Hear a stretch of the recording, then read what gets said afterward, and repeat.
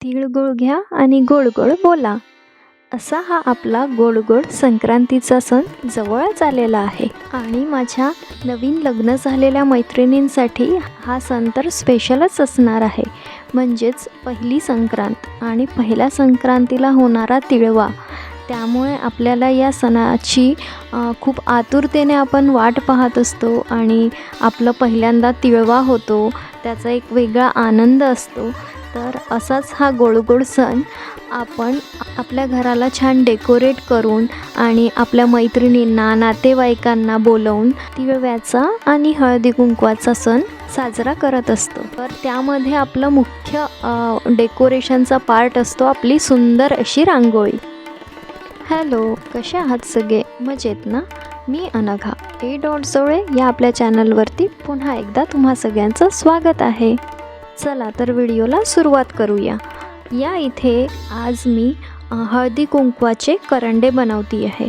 म्हणजे आपण याआधी पाहिलेला आपला पार्ट 1 त्यामध्ये आपण बेस आपला रांगोळीचा तयार केलेला, त्यावरती ठेवायला आता आपल्याला लागणाऱ्या छोट्या छोट्या रांगोळीचे पार्ट्स आपण तयार करणार आहोत. जसं नथ किंवा हळदी कुंकवाचे करंडे आणि अजून आपलं पैठणी, छोटी A4 साईजवरची पैठणी आणि हळदी कुंकू असं लिहिलेलं अक्षरलेखन.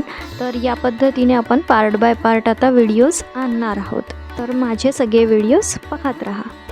तर या इथे मी हे हळदी कुंकवाचे करंडे आधीच बनवून ठेवलेले होते आणि त्यावरती आता आपण OHP शीट घेतलेली आहे आणि ही 175 मायक्रॉन्सची OHP शीट आहे.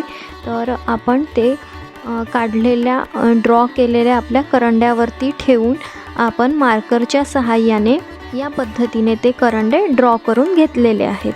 आणि या इथे तुम्ही थंबनेलवरती बघितलंच असेल की आजची माझी ही रांगोळी फसलेली आहे.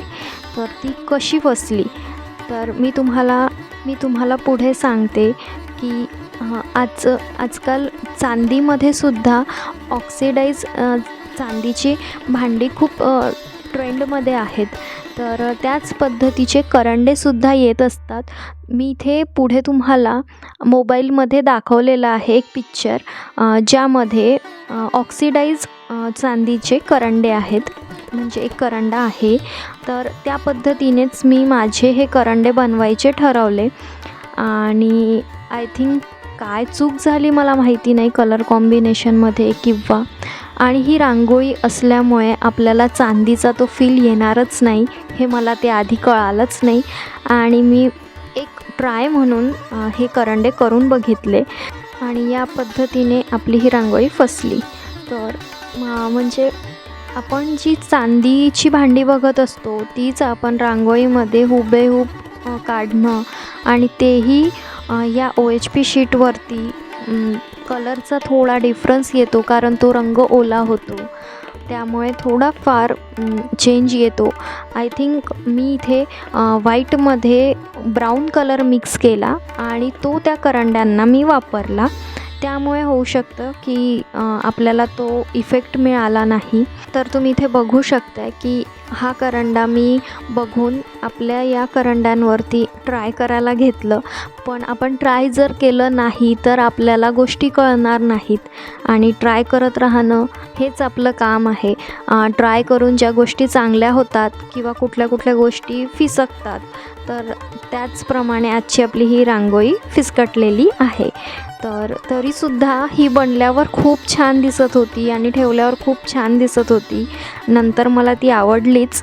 तर या पद्धतीने तुम्हीसुद्धा ही रांगोळी ट्राय करा आणि तुम्हाला पार्ट बाय पार्ट ही रांगोळी कशी करायची आहे ते मी प्रत्येक माझ्या रांगोळीत सांगत असते. पहिली स्टेप आपली काय असणार आहे, सेकंड स्टेप आपली काय असणार आहे. तर माझे पूर्ण व्हिडिओ बघा म्हणजे तुम्हाला आयडिया येईलच. आणि आता आपली ही थर्ड लेअर सुरू आहे. तर आपल्याकडे जो खराब ब्रश असतो तो या इथे मी वापरलेला आहे आणि तो खराब ब्रश झालेला असतो म्हणजे त्याचं पॉईंट असं खराब झालेलं असतं. त्यामुळे आपल्याला असं या पद्धतीचे कलर करायला हे ब्रश कामी येतात. त्यामुळे तुम्ही हे ब्रश फेकू नका.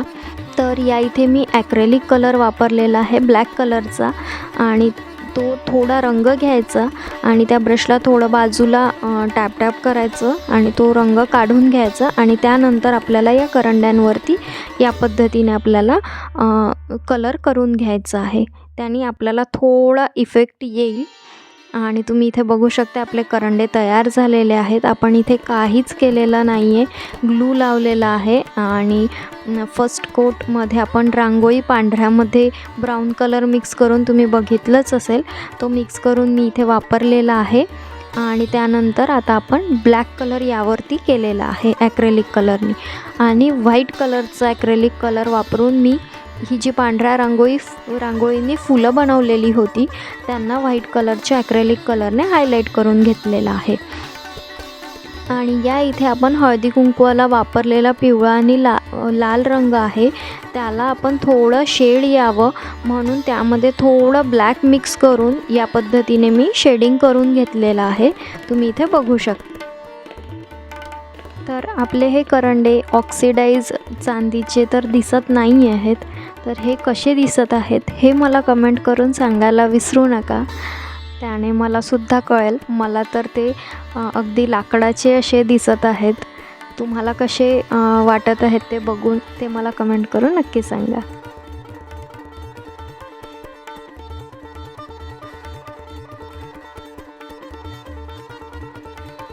तर या पद्धतीने आपली ही छोटीशी आणि झटपट होणारी अशी ही रांगोळी म्हणजे हळदी कुंकवाचे करंडे आपले तयार झालेले आहेत आजचे.